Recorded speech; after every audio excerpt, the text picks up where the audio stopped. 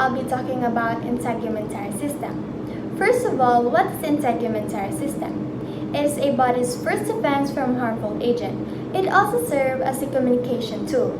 It is consists with the skin, hair, nails, sweat, and sebaceous gland. It is also associated with the smooth muscle and nervous tissue. I have here 5 experiments that will tackle the function of integumentary system. The first experiment is about tactile localization.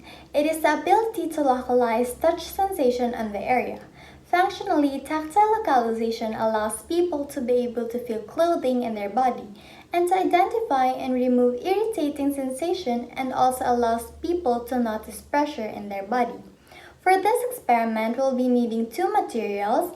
First is a ruler and second is a 2 ball pens. We demonstrate that this can result in rapid change in localization performance over the course of few trials. My findings show that touches are mapped from the skin to external space as a function of recent tactile experience.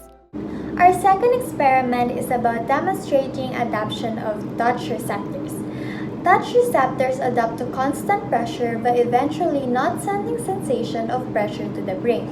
The purpose of this experiment was to determine which areas contain more sweat gland. In this experiment, we'll be needing 2 materials. The first is a timer and the second is a coin.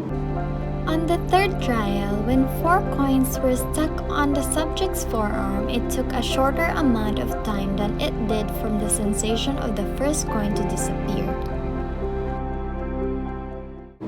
The third experiment is all about plotting of sweat gland. In this experiment, you will test 2 parts on your subject's body, the forearm and the arm, to determine which area contains more sweat gland.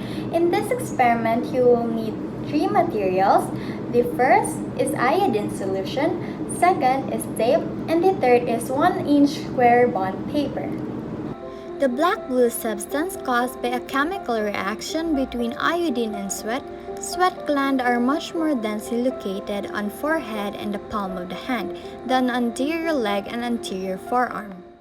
For the last experiment, I have here thermoception and fingerprinting. For the thermoception experiment, we need these following materials: 2 glasses of water, hot and cold, paper towel, and paintbrush. The fourth experiment is all about thermoceptor. It is a reception portion of a sensory neuron that made absolute and relative change in temperature, primarily within innocuous range.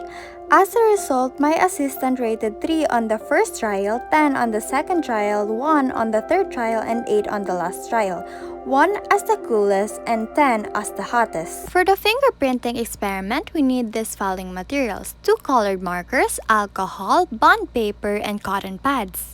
The last experiment is all about fingerprinting. It is a test that uses people's physical characteristics to identify them. As a result of my observation, my right thumb is an arc, and my left thumb is a whirl.